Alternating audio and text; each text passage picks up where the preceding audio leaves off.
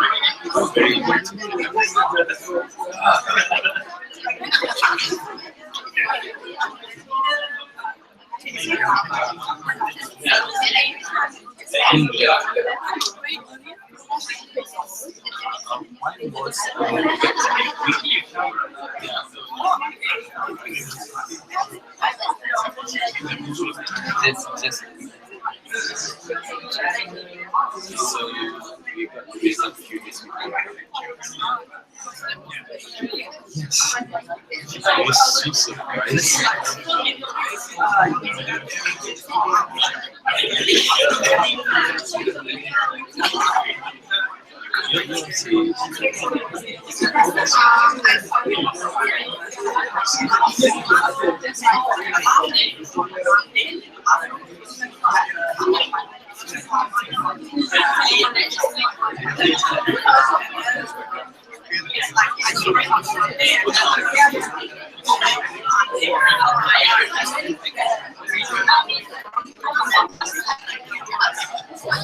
The US experience.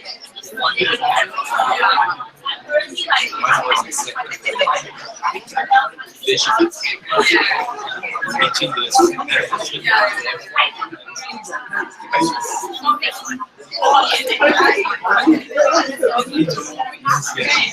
It's really fast.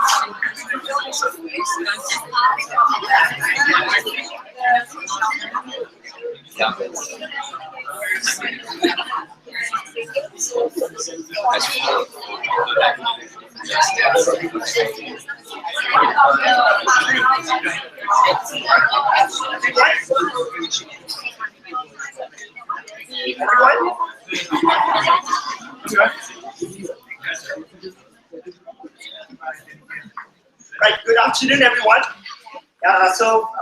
Firstly, welcome to our office, and for candidates, welcome back to our office. So we are really excited to have all of you here this afternoon with us. So first and foremost, my name is Kevin, and I work with the talent acquisition team here at Teach for Malaysia. I'll be your host for today, and in a short while, I'll introduce some of my colleagues to all of you as well. Yeah. So we are really excited to have all of you here today, and as I work with the talent acquisition team, I've had the privilege to talk to some of you as you go through the selection process, and we're really excited that you have made a decision to be part of this movement, to be here today, to be part of a change that you wish to see here in Malaysia. Okay? And for parents, family members of our candidates, fellows, and alumni, thank you for joining us as well.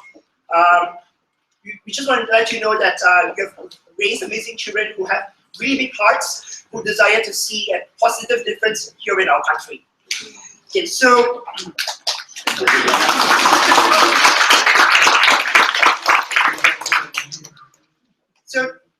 today we have some candidates who come from quite far away.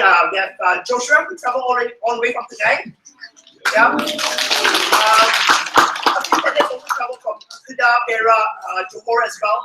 And of course, we have quite a number of candidates who are unable to be physically here. They are joining us through our live stream on YouTube right now. Yeah. Some of them are in the UK, in Australia, as well as Sarawak. So those who are joining us on the live stream, I just want to let you know that if you're watching, if you have any questions, remember to click on the FAQ link that's been sent to you already. Okay. So I just want to let you know a few things that we hope to achieve from our session here this afternoon. Firstly, there are about 30 candidates who will be stepping in school probably for the first time since you completed SPM, right? So you'll be stepping in schools very soon for Rancangan Orientasi Sekolah, while the other candidates will be going for Rancangan Orientasi Sekolah much later in mid-August. So the first 30 are going for ROS in the first week of August. Well, and all of you will also be participating in an assessment administered by the Ministry of Education called Ujian Kelayakan Calon Guru. So one of the main aim for today's session is to prepare you for these two components. Yeah. Next, our second objective for today is a platform for all of you to get to know each other and to get to know our alumni and staff members. Two of our alumni will be sharing their experiences with all of you later. So we hope that you take this opportunity to speak with them, ask them as many questions as you have in mind, learn more about what the fellowship might be like for you. So more importantly, today is also an opportunity for you to network with different members of the TFM community, be it fellows, all of you as soon-to-be fellows, our current fellows, alumni, parents of our current fellows, alumni, and so forth. That this is an opportunity for you to network with one another so that you could work collaboratively to hopefully end education inequity in Malaysia one day. And finally, today is also a celebration. So we are celebrating two occasions. Firstly, that all of you have made it all the way to this stage to be part of the movement. Secondly, we are celebrating Raya, of course. It is the month of Shawwal. So we are celebrating a time for us to get to know one another and simply bringing people together. Yeah? So I just want to set a few norms for today before we go on any further. I hope that all of you come here this afternoon with an open mind. You'll be as curious and as inquisitive as you can about different aspects of Teach for Malaysia. feel free to speak to any staff members and alumni throughout the next few hours. Yeah, and I just want to mention a few names of my fellow colleagues as well as alumni so that you know who to speak to later. So in just a short moment, two of my colleagues will be delivering the briefing for ROS and UKCG. They are Victor and Anna. So for briefing later, ROS and UKCG briefing will be here. Candidates will be here with us. And family members and parents will be joining a separate session for you to learn more about what we do here at Teach for Malaysia. Leading the session would be Ken Ming. So Ken Ming is an alumnus from our very first cohort, and he's currently the head of talent acquisition here at Teach for Malaysia.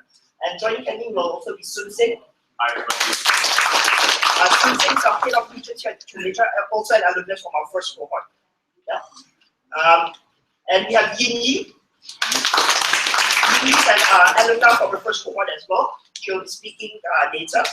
And Nadia. So Nadia is our research and design manager here at Teach for Malaysia, and she will also be the pre-service program or PSP director. So later on in the year, from October to December, as you go into PSP, you'll be working with Nadia quite frequently. Next, we have Kareen. Kareen works with our events team here at Teach for Malaysia, and she will also be very involved with PSP. Yeah. Farah works with me in the talent acquisition team, and I'm sure many of you have met Farah along in the selection process. Right behind Nadia, we have Yiling. Yiling is our selection manager here at Teach for Malaysia. And last but not least, Lee, who is our assistant manager for recruitment here at TFM. Yeah. So feel free to just walk up to us at any time when we go into our mingling session later, and do not hesitate. Be as curious as possible and ask us as many questions as you can. Yeah. So we are really excited to have all of you here today.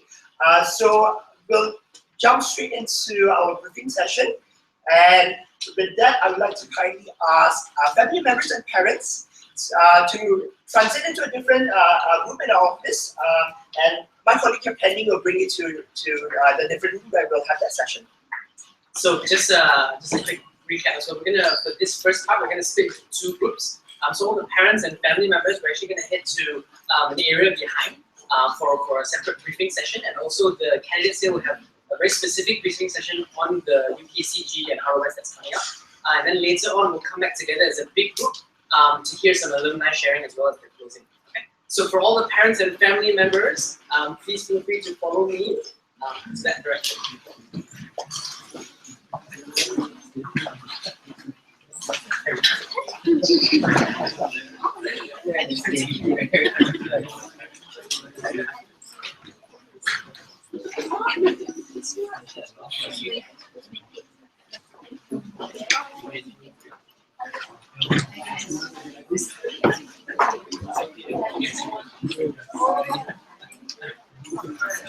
So candidates, feel free to pick this up, fill up some of the seats in front here as well. Yeah.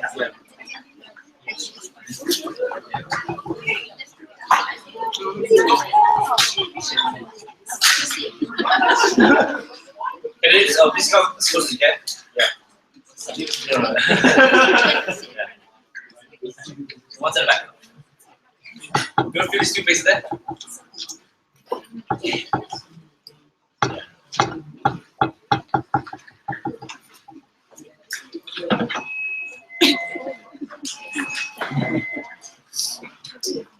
Okay, all right. So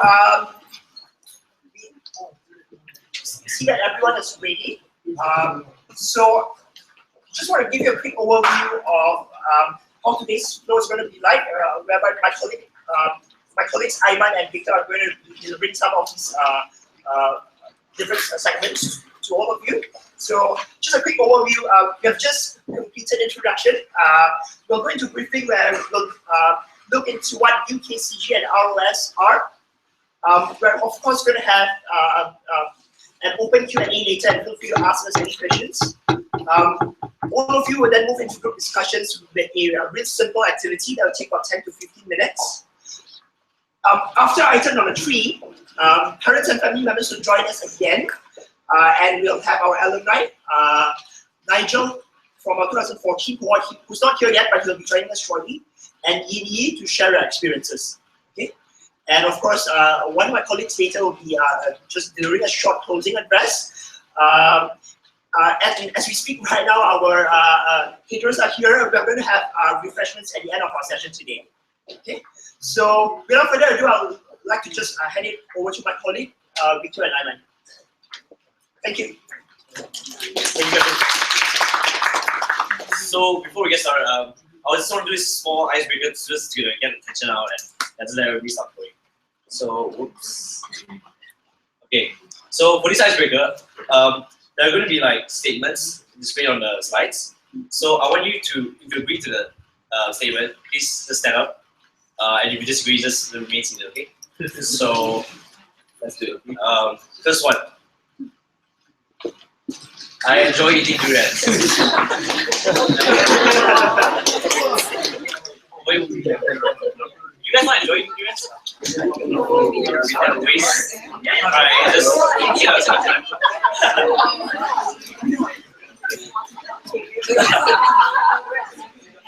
Okay, next one. iPhones are better than Samsung. I see you both disagree with that. Okay, yeah. This one is a very personal one. My favorite color is blue. Oh, I mean, that's quite a lot. Okay.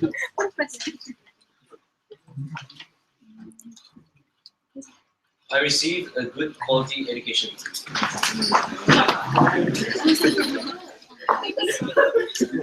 What's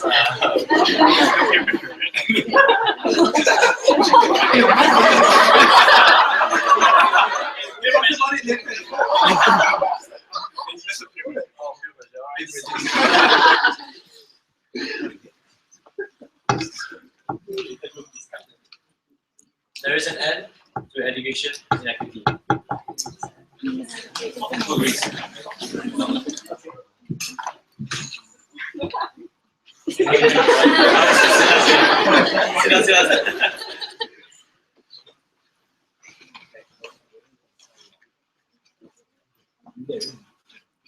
I can do my part to end education inequity.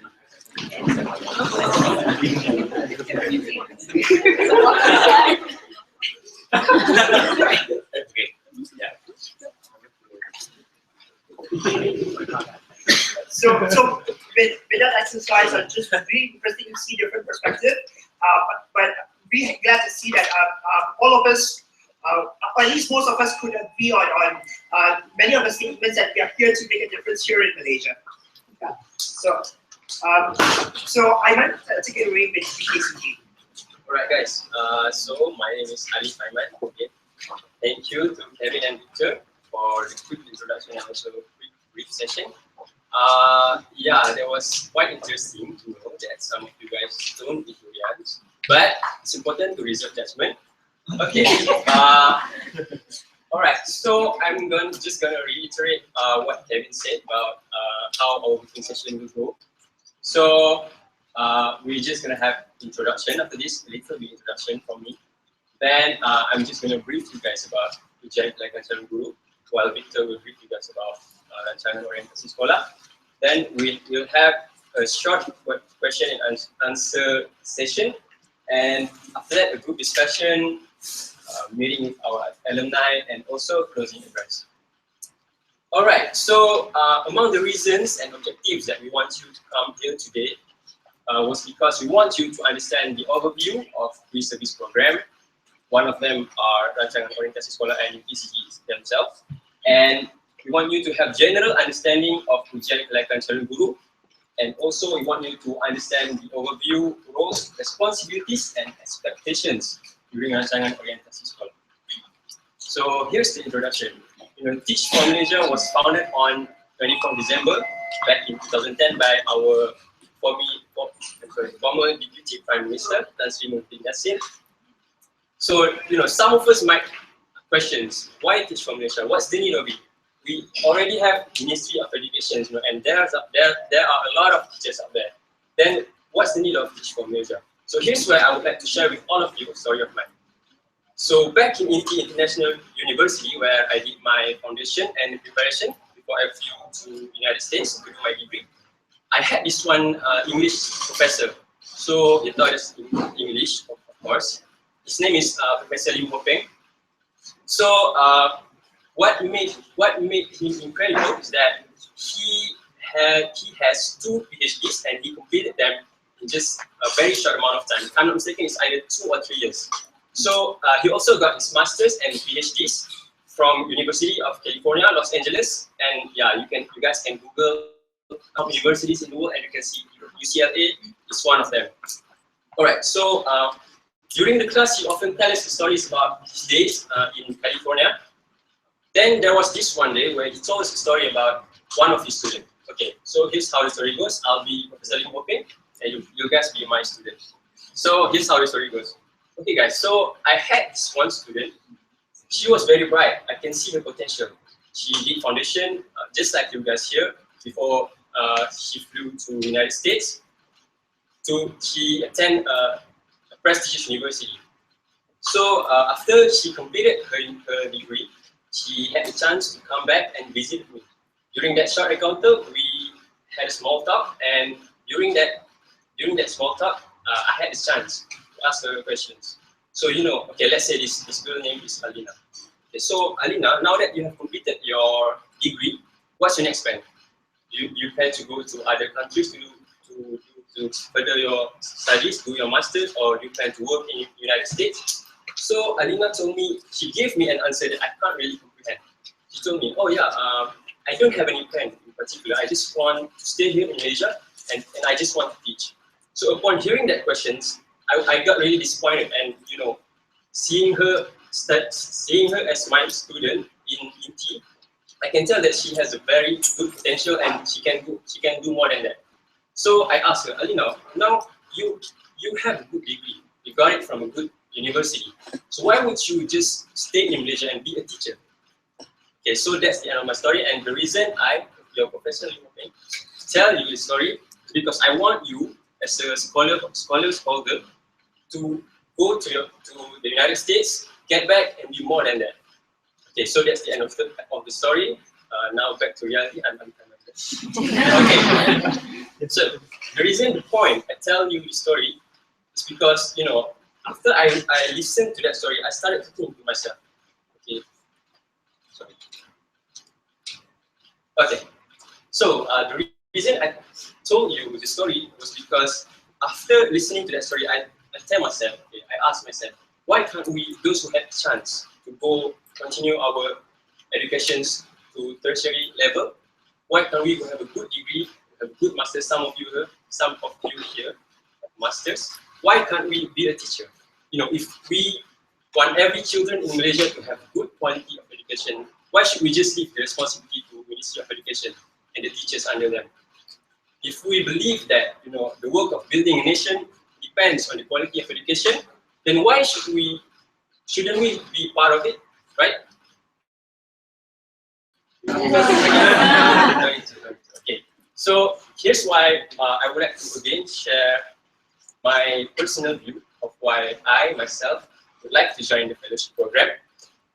So yeah, I'm planning to join the fellowship program myself, but still, since I'm still studying and I have another 2 years to complete, so I'll join 2019 cohort. So yeah, I'm following your footsteps.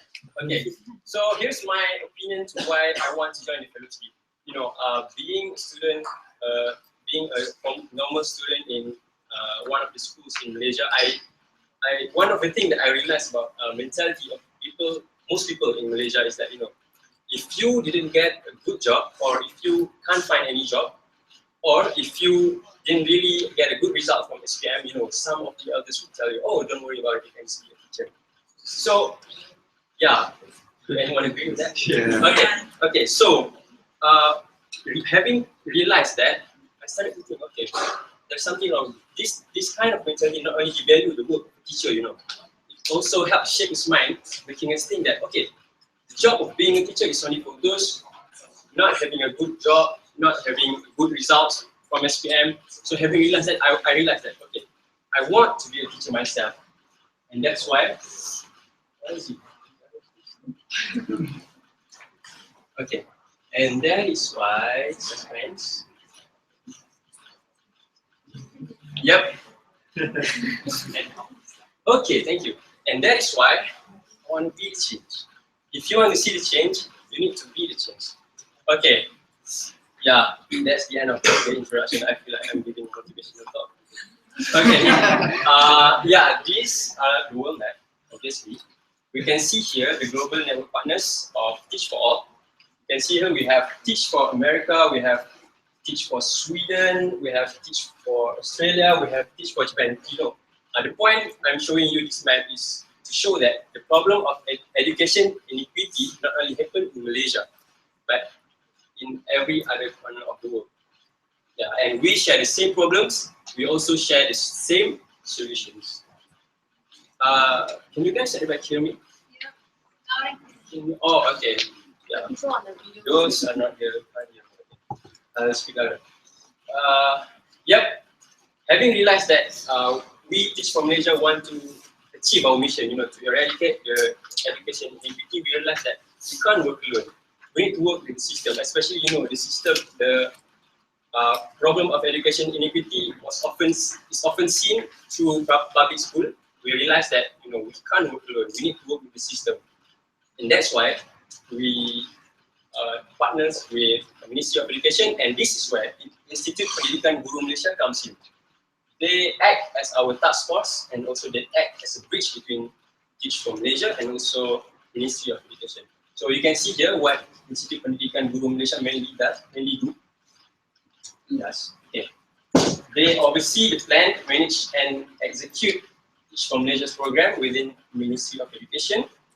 They bridge communication between various departments of Ministry of Education and Teach for Malaysia, and they support fellows through the execution of diploma keguruan lepasan ijazah, in other words, postgraduate diploma in education, and they help support the continuation of alumni into the education system. So here's what Teach for Malaysia mainly do.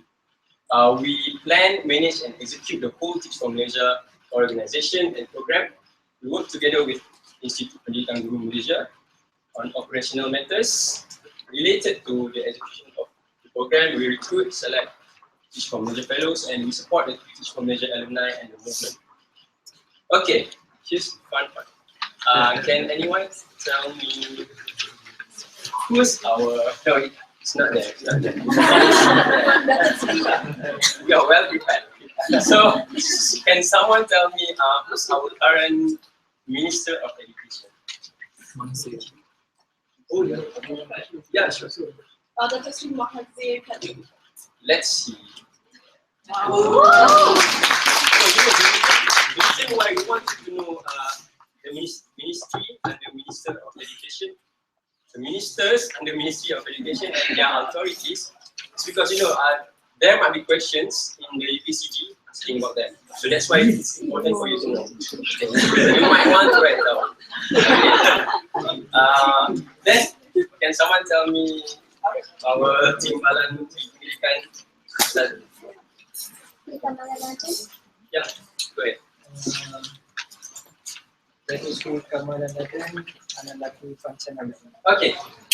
job. Okay, I don't know him myself, but yeah. You guys need to know him. Okay, and can someone tell me who's our Timbalan Pendidikan? Yeah, wait.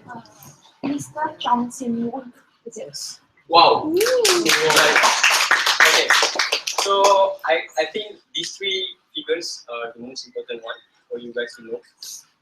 And then these are just the other authorities working under Ministry of Education. Okay. So again, it's important for you guys to know because there might be 10 questions about them in the UKCG. Okay. Alright. So here's the overview of free service program. Basically, we are now talking about these two, rancangan, orientasi sekolah, and ujian kelayakan calon guru. Then you guys are going to go through free academy reading. There will be academy, camp sekolah, placement orientation, and finally you guys will be a full-fledged fellow for 2 years. Excited. Okay. Alright. Now this is what you guys came for. So, ujian kelayakan calon guru.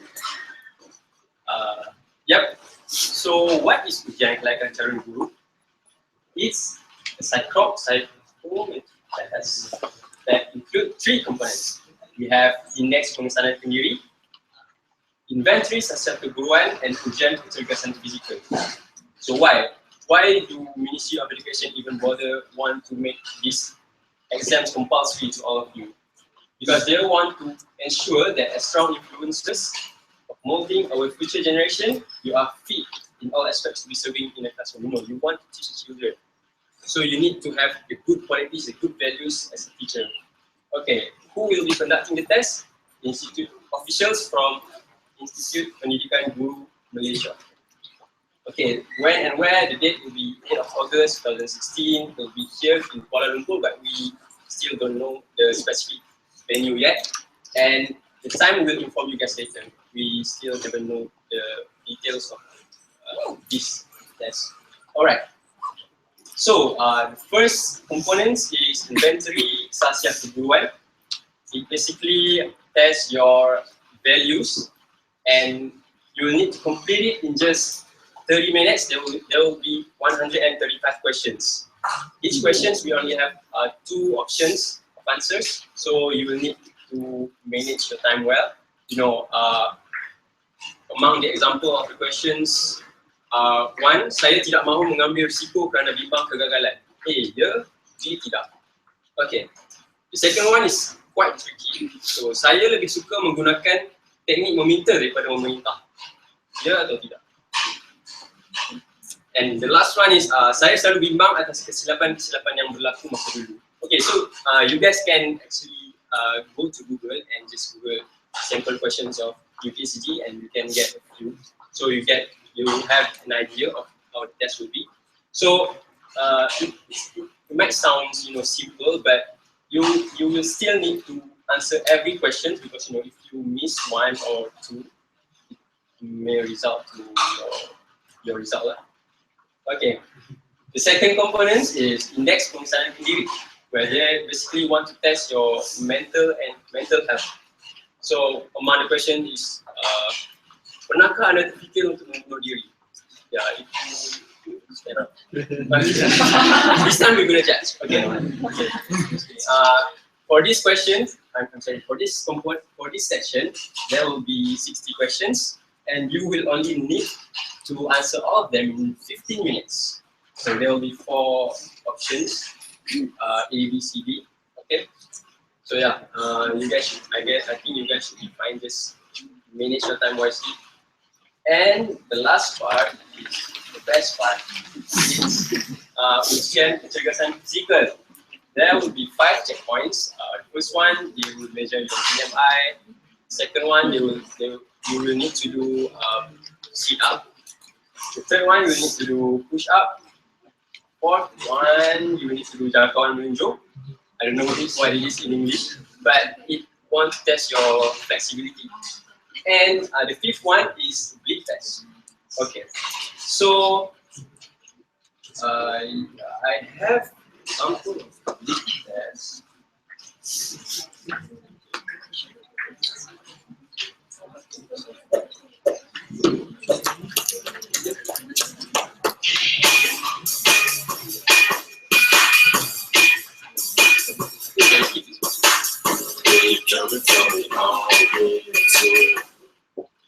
I'm John Carson, Program Director of Run for Life, and with audio instructions. When setting up the beep test course, pylons are placed 20 meters apart, either in a gym or on a field or playground surface. To begin the beep test, students wait for the audio track to begin. Once they hear the first beep, they run from one end of the course to the next and rest. Plot level 1, 1. As the beep test progresses, the time interval between beeps shortens, thereby giving the students less rest in between each interval level. Prior to the beep, the audio track indicates each level of the test. Level 5, out. Students continue with the test until they can no longer keep up to the beeps with 2 consecutive intervals. As each student completes the beep test, the teacher or coach will record their last successful level. The beep test is a great group activity, a fun way to measure and improve your fitness goals.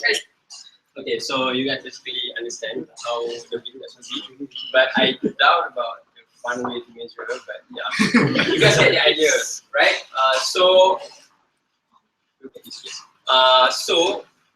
What I would like to advise is for you, starting from maybe tomorrow, start running out, and yeah, as long as you want to exercise a bit, because you don't want to be there wearing all those semangat and all the high expensive sports shoes, and then you just yeah, okay, that's the point. So all right.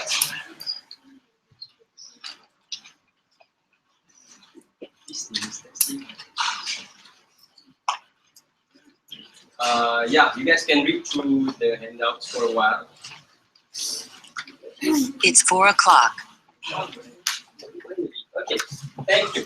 So here's an example of how the written test, the first two components will be.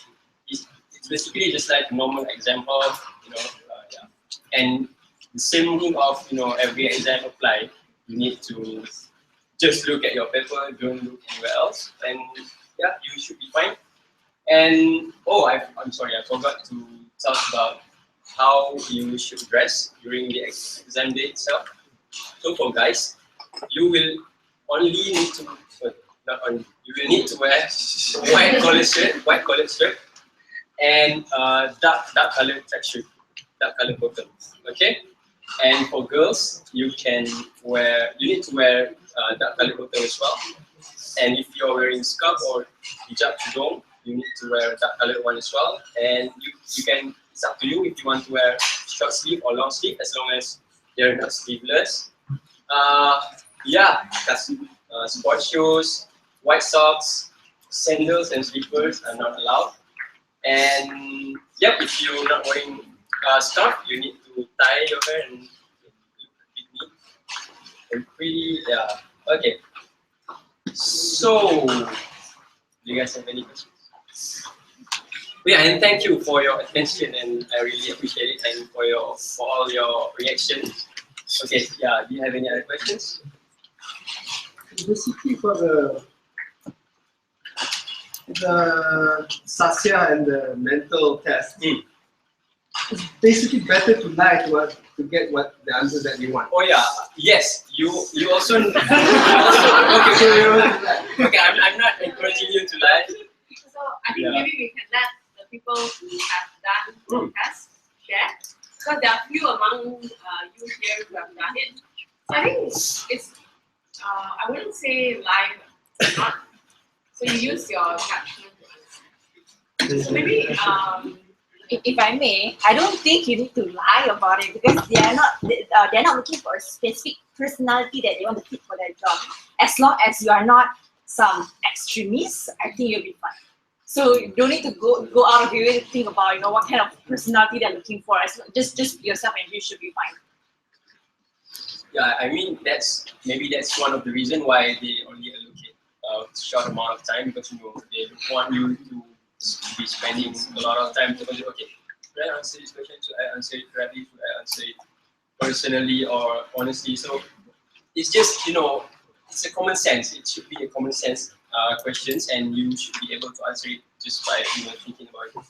Just a short amount of time. Okay. so maybe I'll get. Okay, so maybe I'll get the people who have done it before, like you want to share. Maybe Joshua and Meng Sang. You start with Meng Sang first. You want to share like any advice you have, because they will actually they accepted the offer much earlier in April, so they have already done the test. Yeah, if you don't mind coming over, so that those who are joining us through our YouTube live stream will also see you.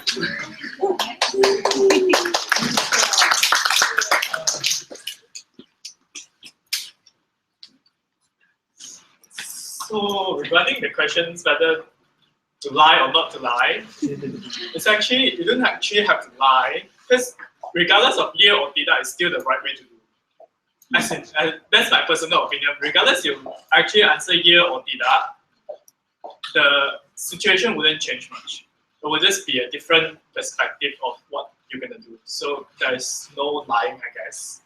But for the other part, the mental health, I guess for the benefits of the future students that you're going to teach, if you actually are suicidal, maybe you should answer like truthfully if you're actually suicidal, just to be safe. But yeah, you shouldn't have any mental problem, I guess. So yeah, and then there are some questions which may actually leave you really, really perplexed, that you don't actually agree with the questions at all. Those, you just have to follow whatever your heart says. For example, I'll share one of the questions that I really find, I don't know what to say. Like, I don't know what would my answer be. The answer just didn't, my personal answer wasn't in the answer. So the question was like, if your neighbor kids come and like chanting your dinding, what would you do? The first answer is you're gonna just brush off your dinding without scolding the children. And the second answer was just go with the children. So both answers aren't exactly my answer. My answer would be just like, I'll go talk to the father or wherever the parents are, and then like, brush off the pain, like the chanting. So there are questions like this that you actually just have to see whichever is closest to your answer. They aren't actually wrong, I guess. Yeah. So for the other part is the mental part. Mental part, according to my rough estimation, there were like at least 5 or 6 questions which ask whether you're suicidal in a different way. So first, it's like, have you ever thought of committing suicide? Second is like, the other one is like, how would you commit suicide or something like that? I don't actually remember, but there are questions which ask whether you're suicidal. There are those questions, and there are questions where they ask you whether you are someone who is really violent, those kind of things, which may actually harm the children if you're actually going to be a teacher. So be truthful, I guess. And then for the physical test, if you're someone like me who doesn't actually exercise, the best advice is to actually go and exercise starting right now, or whenever you have time, like tomorrow maybe. But for the blip test, this is what I do for the blip test. I measure like 20 meters and I ask my friend to time us. You can actually download the blip test form from the internet. They have like different levels and they actually follow those. So everyone is the standard. So you will know what is the first time, like how many seconds you have to run for the first level, how many seconds you have to run for the second level. You can ask a friend to do the timing for you, and then you can judge yourself whether, like, yeah, you can actually judge yourself. So then during the test itself, you don't have to actually just sprint for the first time. And then the first one is actually really, really long. It's like 12 seconds for 20 meters. That's like really, really long. You can slowly walk towards it if you are someone fast. But you don't have to like spend all your energy at the beginning. You have to save some for the rest of it. So yeah. And then, oh, and this is a cute one. I don't know whether I should say it or not. So the test, the one that we went for, was actually helped by the students from the IPG. We went to IPG Bahasa. So the test was helped. The test, like the person who actually collect your mark are the students in the IPG. My advice is to try to be friends with whoever they might be able to help. So for example, like the monkey to be Bavaris here, it's actually like a 5-level thing. So as long as you can do it once, then you pass that level. There are like 5 levels. The first one is easiest. You just have to touch your heel, something. That's the easiest one. And the second one is like something like this. Then you have to whip, and then your elbow has to touch your knee or something like that. But if you're a friend with that person, the person might be able to help you just by pressing your leg. Because if your leg is like the lion, then you feel that level. And if you feel one level, you don't have to go to the other level. So if you're a friend with her or the guy, she might be able to just press your leg and then you pass. Yeah. sit-ups. The last one is something like this, and then you have to just come up and you have to touch on me, right? Yeah, this is just crazy. You just can't do it if you're not athletic. And then tekan to be also, like tekan to be that it has a proper protocol on which one counts. So you have to be like 90 degrees and then like come up within 3 seconds, all those kind of things that they will brief you during the test. But if you're a friend with that person, you know what's gonna happen. I think the moral of the story is go and work out before. Just work out. Yeah, also, I mean, all those details that you say, actually, if you're diligent, you just do a quick Google UKCG test, you can find a lot of information. It's just that, just one thing to know, last year they did the test, and this year when I actually prepped them initially, it was a different set of physical tests. But this is still the same year. I'm not sure whether they are going to change any of the physical tests, hopefully not. Otherwise, it will remain as such. Joshua, you have anything else to add? Yeah. Hi guys, I'm Joshua. Nice to meet you guys. Yeah. Regarding UKCG, I believe Ming Siong has shared a lot of details. What I would say, just generally get enough exercise, get your endurance level ready. Because if you're not exercising for a few months, you might not make it through. And another important advice is get enough rest the day before. What I did was totally unacceptable because the previous day I was working night shift, and then I took the earliest train from Butler to Penang, and I walked from Bridge Station to UM. The whole way. That it drained out my energy for the next day for the exam. So that's regarding the physical test. Get yourself good shoes, good gear. And regarding the theory test, the first 2 parts, right? So you can get a lot of helpful information online. In fact, I actually Googled something that they are selling the revision book, like the practice book in MPH bookstore. Yeah, with the answer. But when I went to get it one day before, it's out of stock. So, so actually, you guys can do a lot of online tests, and you guys don't have to stress yourself too much because 80% of it mostly will be common sense questions, and you don't really have enough time to think of the correct answers because it's just enough time. Look at it, enough time. I had my hand numb at the end of the exam. So good luck to all of you guys. The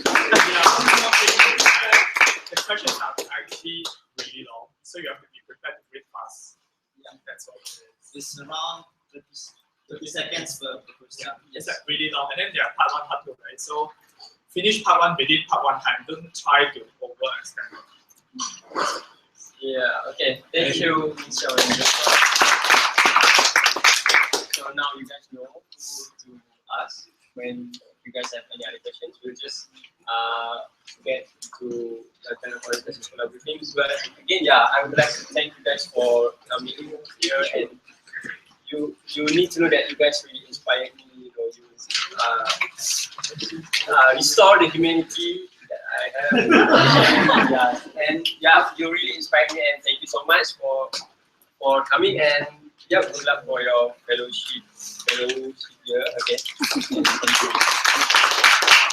Additional questions on UKCG, I think some of you may have. We'll take it at the end of the session, okay? Also, sorry, just to interject. So those who are joining us through a live stream, I can see a few questions are being put out in the live document. We'll make sure that we address these questions at the end of the session. So those who are joining us online, if you still have questions, feel free to just put that up on the sheet online, okay?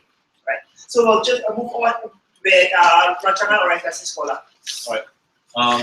Well, my thing's not really interesting. It's just that's not it. Okay, Rancangan on this is Sekolah. So before I start, I just want to thank Aiman his incredible slides, and also thank each and every one of you. Some like 30+ of you come all the way here, and I'm sure it's like quite a fun journey for you, and we really appreciate all your time and effort, what you guys are doing. Thanks. So ROS. First, I'm going to go over all the technical details. This is basically all the different fractions that are actually involved in your ROS. Another acquisition, which is our team, me, Kevin, Li Ling, and also Aiman. We are the people that contact which basically connect you between the candidates and also the external stakeholders, for example, like IPGM and all the other fellows. And there's IPGM.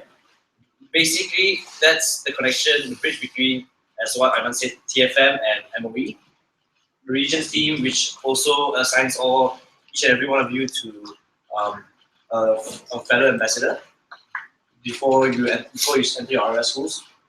Partnership development, the government side, is where they are the team that license us between us and IPGM. Like they get the documents ready for us to talk to IPGM, how we should address the MOEs and stuff, and also the fellowship ambassadors.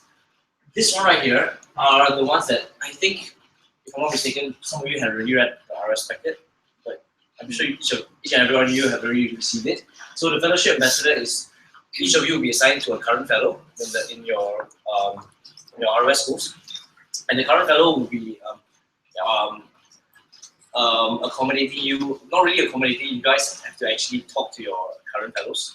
Like you guys have to communicate with them, ask them like whether they can provide accommodation during your ROS week, and yeah, that's the thing. So before I continue further, I want to show you guys a short video.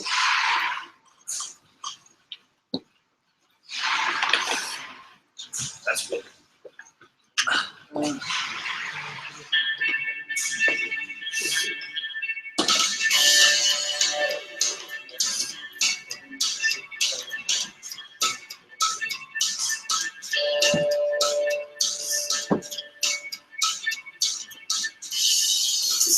How students really live, like the different ways the students live in different areas. So I would get this time. Finally, they were able to see what teachers do as well. Being able to look at how students behave in class and their natural habitat. Also, you as an observer, how you observe how things are actually done. Try to rationalize it yourself. How you be like the next 2 years. Expect ROS. Oh my god, it's going to be horrible, it's going to be torturous. ROS like allows me to see the teacher's life after the class, before the class. Because before that I didn't know. I thought it was just, oh, we're going to see people teach. But actually it's not just that. Everybody hears stories of the cultural experience, but then when you actually experience it, then like, hey, this is actually very good. Some of us are not privileged enough to actually have seen it, and ROS really allows us to see it. It's a good opportunity for the cohort to bond and share with one another the best practices. Just the satisfaction of being able to decide the way someone reacts in ROS. Maybe it's interesting to have a new person come in to show different perspective of, hey, maybe you can do this, maybe you can do this. I have no car, and I don't know whether my living quarters are up to date. Will that come over?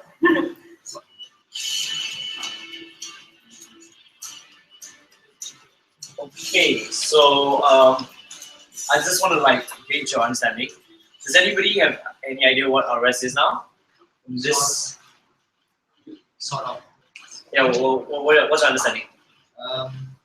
What I'm imagining is like we're shadowing we're gonna see what is it like to be like a teacher, what is it like in the classroom, and what is how is the scenario going to be when we're going to handle students, something like that.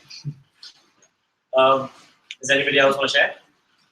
Have any idea what ROS is going to be like, or what is it? Yeah. Like you're gonna stay 24 hours with that particular fellow. Yeah. And follow them to class, follow them and see what they do behind the scene and everything. Yeah. So it's basically like an orientation of how it's going to be like, giving you a taste on your next 2 years in your fellowship. So yeah, this is the overview of ROS. The objective is, as you all know, it's all on your slides as well. So yeah, to interact with stakeholders. More importantly, ROS is where candidates will actually get to see how it's like to be a future fellow, how it's going to be like for the next 2 years in your schools, how the students like, how the administration run from from the top to all the way to the bottom. Yeah. So candidates will spend 5 days shadowing a current fellow in the entire week. The activity that we're giving out to each candidate, which is kind of compulsory, kind of important for you in your next step in your in academy, is that you have to interview a tour, one teacher which is not a fellow, and also 2 students. This is so that you can actually gauge your full understanding, you can gauge your understanding of the whole fellowship program and how it's like. And also we want you to write a summary reflection at the end of it. Yeah, about all the interviews that you've had and also your whole experience in general. And that summary itself is really important in your next step for academy. So yeah, as you see, you read the ROS packets. Okay. So this is basically how ROS fits into the whole PSP program. There's ROS and UKCG. Academy, which is the one that you guys are going to do your training and stuff. Camp Scholar is that 1 week where like students from some school will like come in and you guys will like teach them and actually practice how to be a teacher and place foundation in your future schools.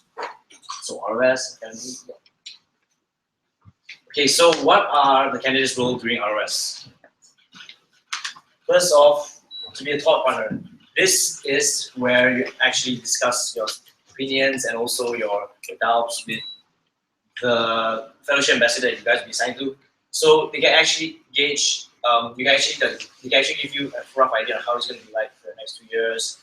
Most importantly, just to have like any tips on how to teach students, on how to handle naughty kids. These are all the best advisors are the ones that actually doing the fellowship itself. Fresh perspectives, in the sense that you guys not only would actually be learning something new, you would actually be giving new fresh perspectives to the fellow ambassadors as well.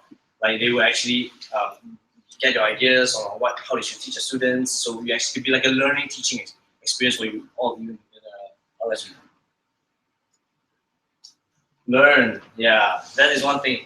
When you're in a school administration and you can see like how the students are taught and how the students' lives are, it's most importantly, and it's a really good experience for you to actually learn. Like, it's a really good place for you to actually learn, and I'm sure there won't be a better opportunity for you to actually get a better understanding of what the fellowship program is, especially during RSV.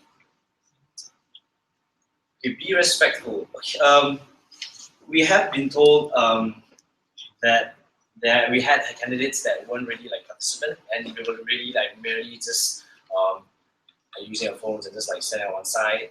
We're not trying to say that that's wrong or that you have to always like full on show that you're enthusiastic. You just want to be yourself, but we encourage you to show that better side of you and to also like be respectful, because you're not sure on how the situation is in the school that you're going to be receiving. So that it's better to like not only represent yourself as a future fellow, and like be respectful in how the organization run, and also always be proactive in all the stuff that you guys will be going through the ROS. And most importantly, have fun. Like Kevin has mentioned that 30+ of you hasn't been to school for like after SPM, so it will be a great opportunity for you to actually reminisce on your memories of high school and how high school is like, and canteens and stuff like that. Yeah. So yeah, this is basically the timeline of how ROS is, from ROS packet that you guys received and the briefing today. Yeah. The thing is, there's this asterisk at going to school. I mean, I'm sure you guys know how to go to school, but yeah. But the reason why it's asterisk is because we would like to encourage when you guys first enter the school that to introduce yourself to the tour, to the management, because towards the end of your ROS week, you have to actually get the acknowledgement for them to sign and a letter of completion that you actually completed ROS. So it's better to actually like set a ground up, a good impression that you're actually entering, because you're entering a school, so you should actually, what am I saying? Yeah, it's like you're entering a guest house for the first time and you don't even meet like the head of the house. So it's better to actually give a good impression first. And also bring the hard copy academy. That's for the summary reflection. Okay, the tire that is important for ROS is being since you're entering a school which like it might be a different environment from what you're used to. You might be used to an environment in school that actually like that don't really bother on how teachers is dressed and stuff. But since we aren't really sure where you'll be assigned to, we recommend that you should be respectful on what you wear, because eventually each and every one of you will end up being future fellows and future government servants and teachers as well. So we recommend that you dress as appropriately as possible and as respectful as possible. So for girls, examples would be like baju kurung above, and for men it will be the casual, the normal working attire. Because eventually after ROS for the next 2 years, this will be your normal attire. And as you finish, So any questions for ROS? Anyway, can't be that good. Any doubts? Yeah. Just on logistics, right? Pardon? On logistics, yeah. Would you recommend us to have our own transportation upon? The thing is, transportation is not provided by TFM or any airlines, but we recommend that you communicate, as in like you communicate with your partner, your fellowship ambassador, so that you can actually arrange the logistics on the day when it's possible to actually stay with them. Most of them, almost all of them will welcome you to like accept you in their accommodation, so you can stay with them and share with them. Yeah, but accommodation not provided. Yeah. I'm sorry, logistics not provided. Yeah. In the hours package, it mentioned that we should interview the tour and the teacher and stuff. So if there's another fellow candidates going to the same school with me, is it acceptable if we do a joint interview? That's right. Yeah. So that will be all right. So if it just so happened that another candidate is going to go to the same school as you are, you can carry out a joint interview with the principal and teacher and so forth. Yeah. Any more questions? Yeah. I would like to know if the principal knows in advance that we are going to interview them, a teacher, and 2 other students, or do we have to go there and when we first introduce ourselves, we should inform them that we are going to interview someone at the end? Okay. So your question is whether they know the fact that they're going to be interviewed? Okay. I'll take that. Okay. So that's a really good question. So the answer is actually no. The principal, the school teachers, and school committee may not be expecting you to be interviewing them as part of your assignment for ROS. So, which brings us back to some of the points that Victor shared earlier. So, as you visit a school, you are a guest in school. Therefore, as courtesy, we strongly encourage that at your first opportunity to ask your fellowship ambassador, that is a fellow or alumni who is hosting you, to introduce you to the school principal, preferably on the first day. Yeah. So just be really humble, be really courteous, share with the principal what you'll be doing during the school, and also let them know in advance as well. Yeah. So everyone has already received the ROS packet, whether you're in batch 1 or batch 2. So everyone who has received an offer has received the ROS packet already. So I encourage you to go through it very carefully, and you could also communicate with your fellowship ambassador and ask them for advice as well. Okay. Oh, one more thing I want to add. This is an optional thing. You can actually ask the students' permission and also the parents whether you can actually like follow them back home along with the fellow as well, the fellowship ambassador, so that you could actually really gauge your understanding of how it's like in their environment, how it's like to teach there in their homes, and how it's like at home. So yeah, that's the optional thing that you can help your self-reflection, but it's optional, so it's not necessary. Any more questions? Okay, so we're done with that. My colleague Ayman and I, we're going to do this small group discussion thing. So we like to teach you to split up to about 4 groups. I think that's about probably different quadrants, I guess. Yeah. So 1, 2. Okay, how about the first row until the first row with that. Yep. So this is just a short activity, like to get you into groups. So maybe you could get yourself organized into a group of about 9 people each. Yeah, and we'll move on to this really simple activity together. Yeah. Okay, so get some of the groups, come on. You get two chairs here.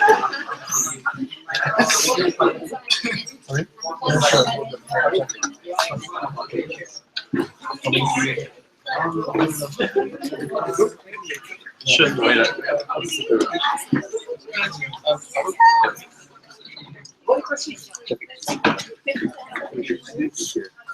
I think we have those groups. Yeah. Yeah, so you okay. Alright.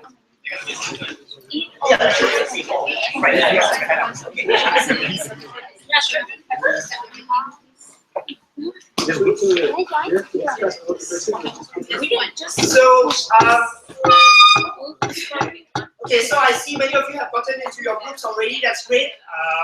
So each group will be assigned a topic. You have about 10 minutes to discuss before sharing your thoughts with the bigger group. Yeah. So we'll also put these questions on screen. Yeah.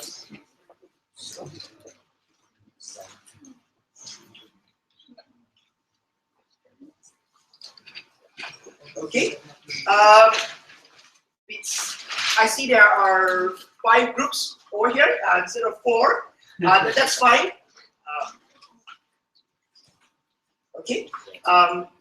Perhaps can we have this first group over here with Kwaiman and Arshad and this group over here to take this first one.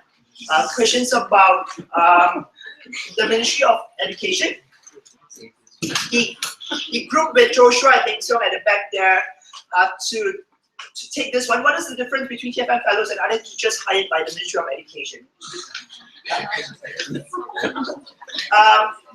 Let's have this group over here take what is a teacher's role in school or as a government employee, and let's have these 2 groups to work together on the last one. What is the biggest challenge? What is the biggest or the main challenge in a school? Yeah. Right. So we'll be giving you each of you this on the paper. So we want you guys to write the questions out and just point forms on or any sort of charts if you want on the answers that you get for these questions. So should we take each group as well?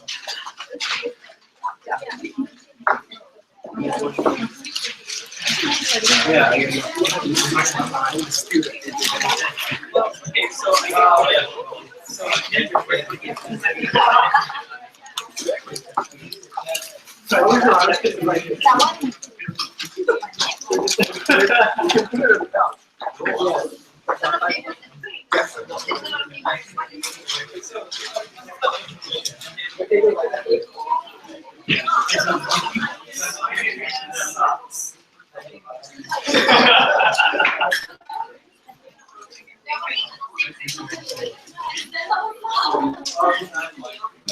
What is the teacher's role?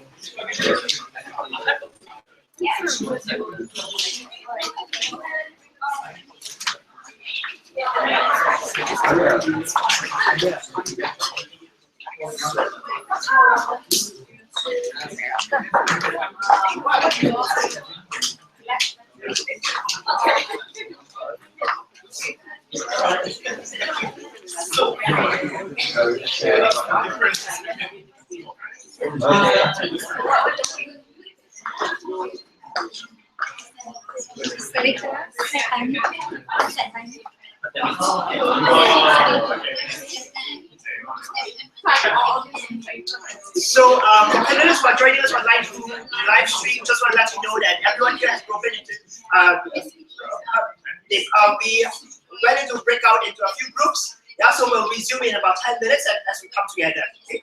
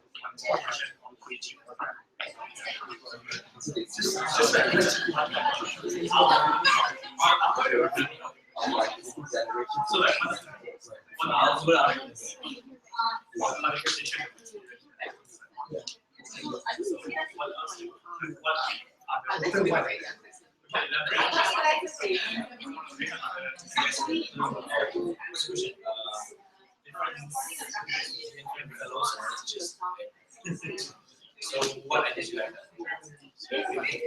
Currently, I'm here mentioning qualification.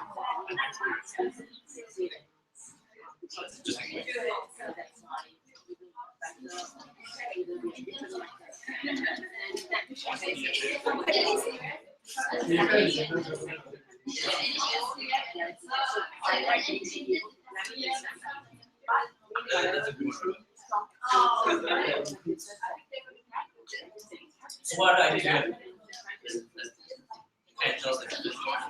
You guys are very nice teaching. As you look for development.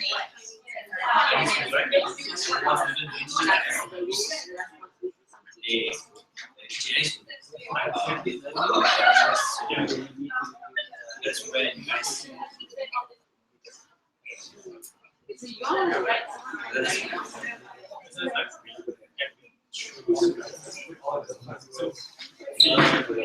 Deliberately choose to teach. So when you're like this,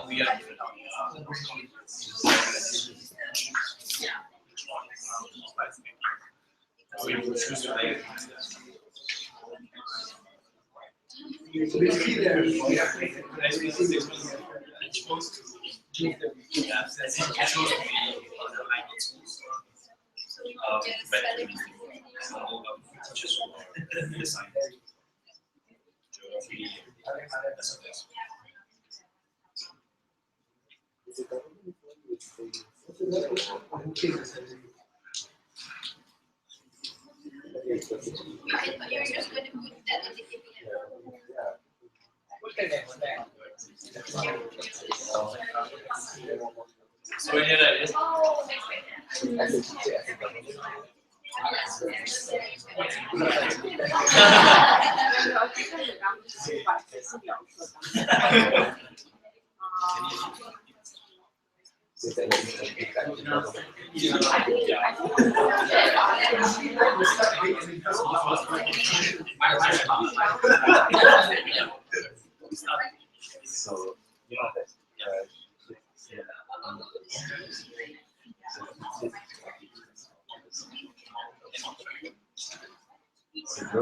But you do know that once you guys check that.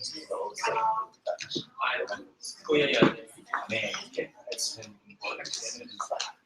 This is what we agree. What we Right. Because you can see it.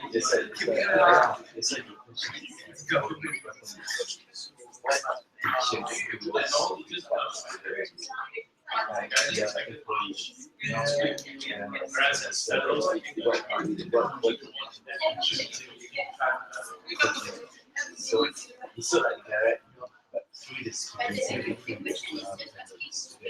so the point you got is all motivation, that's a motivation, guidance for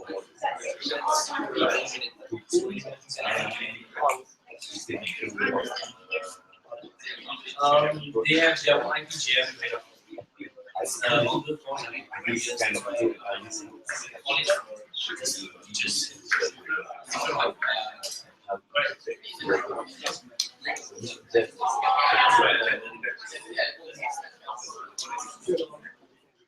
Thank you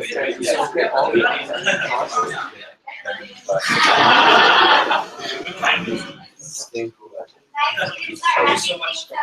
When the students are sharing, so take your chairs.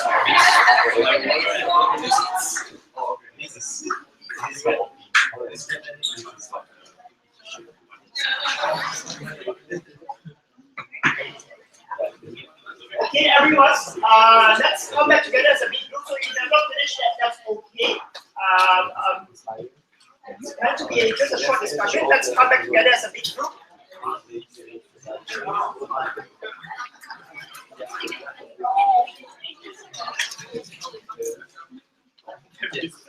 Hey guys, yeah, we're ready to get wrapped. Sorry, it's really short time. You know that you guys can understand. It is really something to do.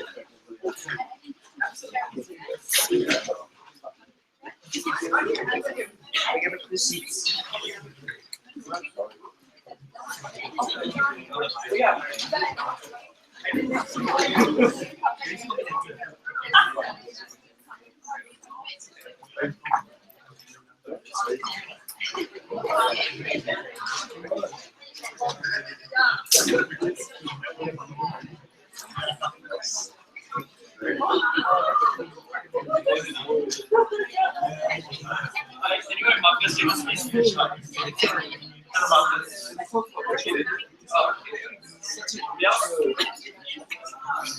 Alright, so if you hear my voice clap once, if you hear my voice clap 2 times, if you hear my voice clap 3 times. Okay, alright, so let's come back together as a big group. So in the last 10 minutes or so, we have just, as a group, we have looked into some of these different questions. So maybe let's go with one representative from each group to very briefly, in just about 20 to 30 seconds, share with everyone what we have discussed as a group. Yeah. So any volunteers to go first?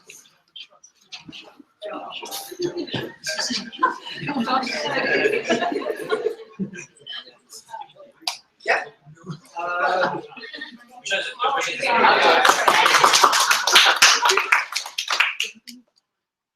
Are you pressing one? No. So it doesn't matter whoever. Yes, go first. You want to show? Yeah.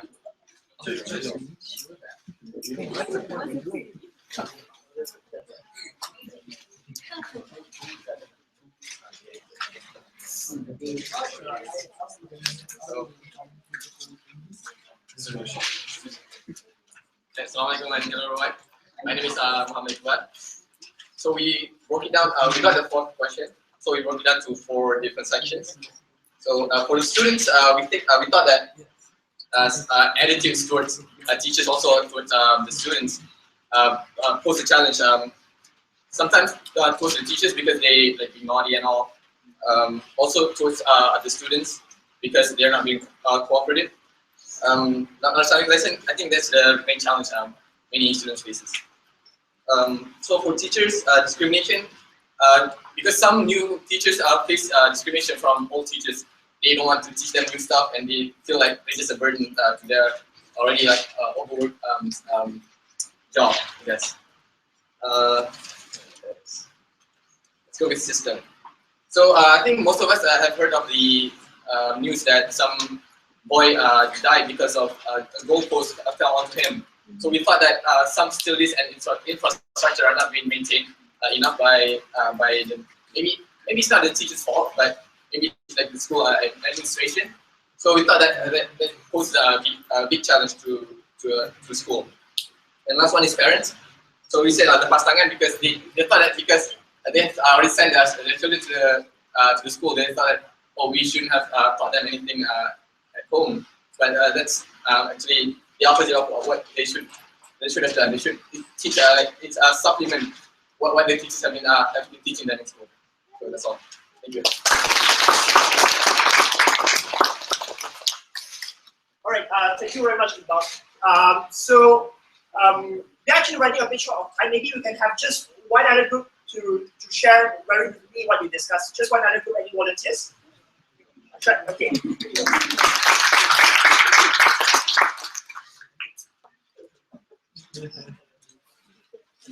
Hey everyone, my name is Arshad, and this is not my handwriting, obviously. It's really beautiful. So we did question one. We're too lazy to write the whole question. It's a long question. What's TFM? TFM is a non-government organization with corporate and also some government sponsors that recruits people like us, young, motivated people, to help solve the problem of education inequality or inequity, depending on which term you want to use. And our aim is student empowerment. So we want to empower the students to believe that they can do and they can be whatever they want. And is TFM under Kementerian Pendidikan Malaysia, KPM? Well, they are collaborators. They are also employers who will hopefully give us money on time. So that answers the last sentence. The last question, who pays your salary? KPM, who pays your salary?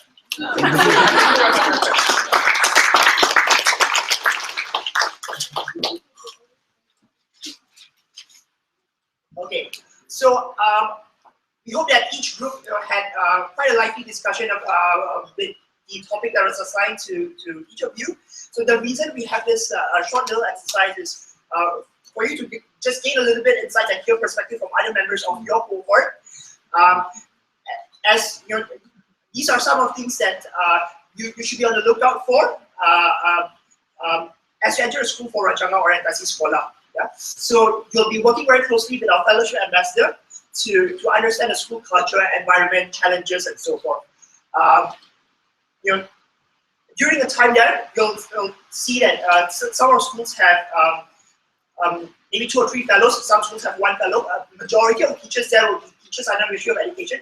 Then you'll look into understanding, are their roles in school different? And if they're same, how similar are their roles? What is expected of a teacher in school? And what is expected of a TFM fellow in school? Yeah. And you know, just want to let you know as well. So if you have actually taken a glance through your ROS packet, there is a small little section that says, at the end of your ROS, some of you may be interviewed by the Ministry of Education. So I just want to give you a heads up that in some schools, as ROS is taking place, we may have representatives from District Education Office or IPGM who may visit the schools that you'll be in. Yeah. So we have also been informed. I don't remember which candidate has been assigned to SMK Georgetown. So we have been informed, for instance, SMK Georgetown will be one of the schools that will get a visit from PED as well. Potentially, I would like to encourage all candidates in that region, actually not just in that region, everyone as you enter school, to be really prepared for what to expect during ROS. Okay, so to wrap up before we have your family members and parents to join us again, just want to emphasize a few really important things that's really important. Yeah. So as you're in school, be a thought partner to the fellow or alumni whom you will be working with. So it's not just about you learning and gaining a deeper understanding of what you see in school, but you'll also be lending a fresh perspective to the different challenges that they face in school. And it's really important that as future teachers, as future fellows, that you remain humble and be really respectful. Yep. When you interact with the teachers in school, always be really proactive. Sometimes the fellow that you're assigned to may be really busy with a lot of responsibilities and may not be able to look after you all the time. So be really proactive and asking if there are different areas of his or her job that you could help with. And not necessarily just the fellows that you're assigned to, but also speak with other teachers who are in that school as well. Yeah. So be mindful of how you address in school and how you carry yourself in school as well. Yeah. So with that, I think I'll end the session for ROS. Yep. And we'll take a really quick break whereby in just a short moment we'll have your family members and parents to join us again, and we'll have our alumni Nigel and Lee share their experiences with you shortly. Okay. Right. Thank you.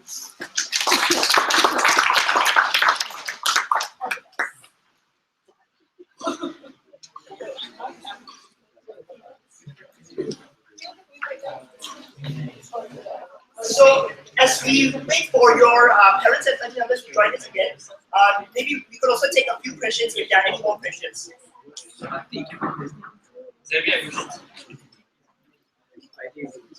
Questions on UKCG now or ROS? So if there are no questions, I'll probably just read out a few questions that are asked by those who are joining us online. So maybe some of my colleagues will help you answer some of these questions as well. Okay, so the first question is, besides baju kurung, can female offerees dress in formal attire? ROS. So Jingy asked, besides baju kurung, can female offerees wear this? Dress in formal attire. so usually, I would say usually they will dress with baju kurung, but can I just let the alumni, people who have been in schools before, to advise on like the dress code for females, especially maybe you can share. I suppose it really depends on the school culture. If you go to more urban schools, then people see more use of attire. Our space in Vermont is a very small town, and even if I'm fully covered and all, they see it as sexy. So I would say you go to the school first and look at the culture and just I wasn't thinking of it for the series. I was about to the whole series.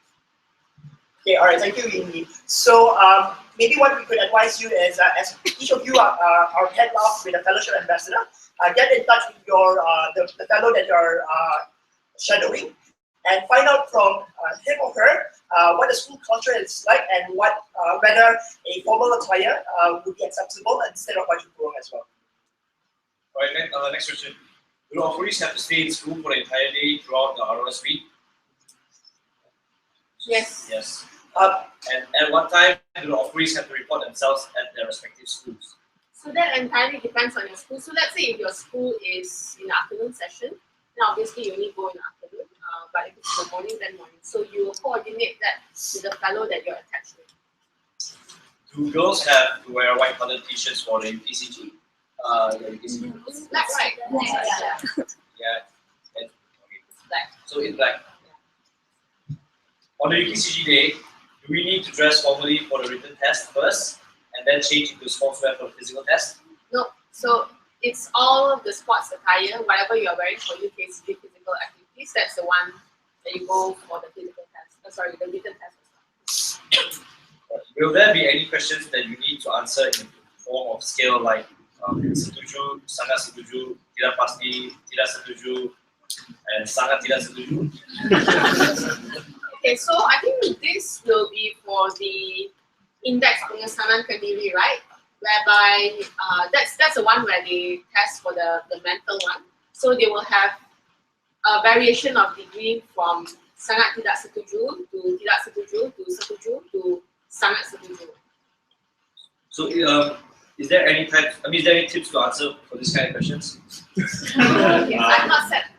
Yeah, okay. Any Yes. tips for those people who have said? What do you Yeah. feel? For this kind of questions. Tips. No. Yeah. Answer. Yeah. Answer honestly. That's the advice I give. After the never mind, we upload again. And the question is, after the live stream ends, will you guys upload the full recorded video? Of course we will. Will you guys send us the present? Okay, of course we will. If we failed the UKCG test, does that mean at the end of? I mean, is that the end of our hope of the fellowship? Can we even repeat the test? So, if you fail the UKCG test, then we will need to take your specific case up to IPGM and discuss with them on a case-to-case basis. And then we will let you know how that goes. But that's why we are really encouraging you to do your best, especially for the physical test. That's something that you can really prepare for. And for the written test, if you Google, there will be questions there. It's really meant. So if you look at the UKCG test, right, it's really meant to see if you are physically and mentally fit in school. And especially for the IPK, Index Pengesanan Pendiri, I think just want you guys to understand that it's not meant to test whether you're mentally stable or not, or it's not meant to test whether you have depression or not.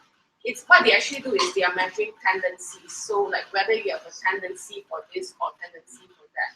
So I mean, let's also try to reserve judgment in terms of like the results of UKCG, whether you pass or fail that certain element does not mean that you have a mental problem because you failed that. There are many other things that they measure for IPK, not just like depression or suicide or whatnot. There are many other things that they measure.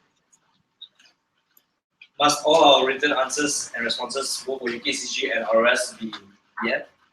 So it's objective. So you will actually, you know, like how you had like your UPSR, PMR, you just stamp that. Yeah. So that's objective questions. You don't have to write, but all the questions are in Bahasa. So for people who are not very well versed in Bahasa, you do not use Bahasa for a long time, you understand that that also means that it will take time for you to process the questions.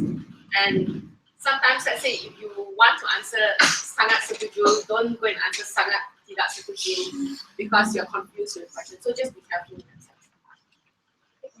Yeah, and for because the question also centered on ROS, so for ROS reflection that you're required to write and submit on the first day of academy when you begin a pre-service program in October, ROS reflection shall be written in English. Okay? Alright, for the ones who are joining us online, whether the handouts will be sent to you, the handouts are actually basically the slides, so the slides will be shared to you through email. Okay, so we're still open for questions from the floor. If there are any more questions. Yeah. Yes. I just want to add for the UKCG, they didn't actually prepare. You have to actually bring your own stationery. They won't prepare it for you. So if you don't bring, then that's it. You won't get anyone. You won't get it from anyone else. It's just yourself. Okay. All right. Just in case those who are joining us online did not hear that clearly, Meng Xiong shared with us. Remember to bring your own stationery for your UKCG test. Otherwise, you'll have no alternative if you do not bring your own stationery. Yeah.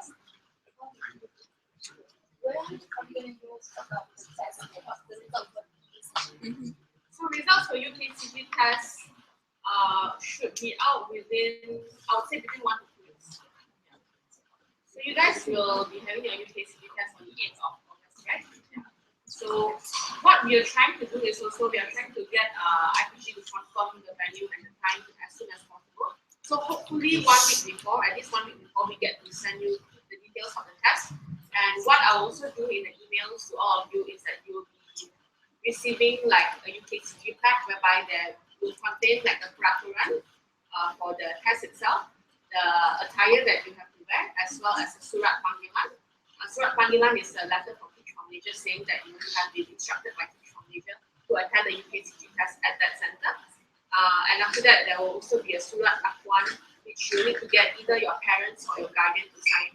And also one other IPG document that you have to sign off. So it's all going to be in that pack. Alright, so any more final questions? Or parents join us? Yeah, Yes. regarding ROS, right? This time there was a question regarding the whole day. So I'm pretty sure that the whole day in school is for sure. Then what about after school hours? Will we still attached to our fellows, or after school hours do we have separate activities? Okay. So depending on the school that you're assigned to, whether it's morning or afternoon session. So during school hours, of course, you are expected to be in school. After school hours, we strongly encourage you to join our fellow for any after school activities if they are involved in any, and simply be shadowing them in any tasks that they will be carrying out as well. Yeah, that is of course if you are permitted to. Of course, if they are attending teachers meeting, if they are likelihood of you joining that is possibly low as well. We encourage you to actually spend time with our fellows even outside of school hours to get an understanding of what a life of a fellow is like beyond the boundaries of school. Yeah. Any other questions? I would like to ask about cultural affairs. In case we face difficulty in finding the guide with the in all this, is that possible to ask for a waiver of scheduling? So those who are not able, if for any reason you are not able to join the only available ROS right now, let us know as early as possible. Once you're certain that you're unable to join that, let us know so that we can look into how we can schedule another session for you. As shared in one of the slides earlier on in terms of tasks and responsibilities, having a candidate to a school for ROS is a process that will take 3 to 4 weeks. So you have to let us know as early as possible. Yeah. There's more questions. Then we'd like to end our ROS UKCG briefings. So now we call parents to come and join us so that our alumni can just share a little bit. Parents? You already. Yes.